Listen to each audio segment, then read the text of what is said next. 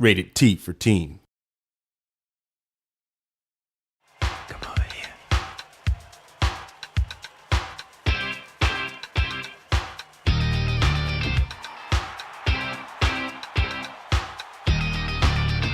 In the case of Rock Band 1 and 2, those games inspired a lot of people who got a taste of what it feels like to make music through the game, to then step away from their game consoles and actually pick up real instruments and start studying.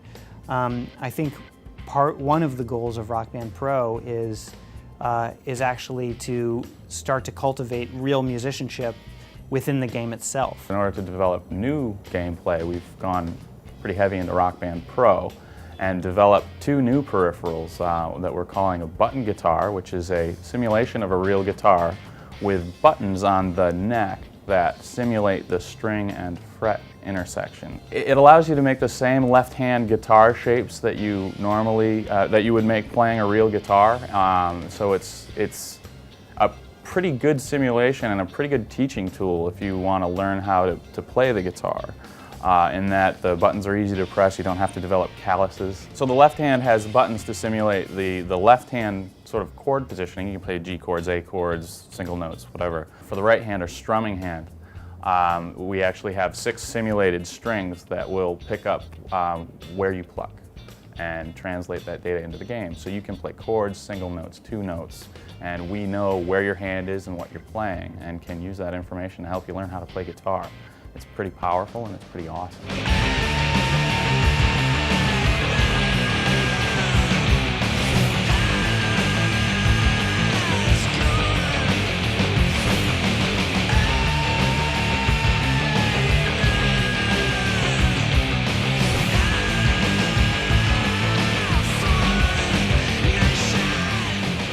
Compared to, like, you know, the entry level kind of action on a real guitar, it's actually pretty easy. You know, it's like you don't have to worry about tuning or strings or calluses or any of that stuff. It's really, you just sort of press the button and go. And we work with Fender to come up with a great shape for the button guitar, and one of the historical Fender entry-level guitars is the Fender Mustang.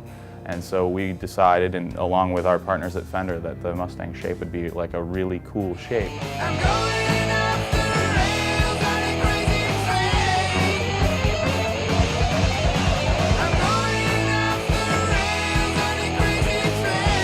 We are making a specially built Fender Stratocaster with some fingerboard technology that will allow us to sense, you know, again, your left hand positioning, and strum the strings will detect which strings you strum.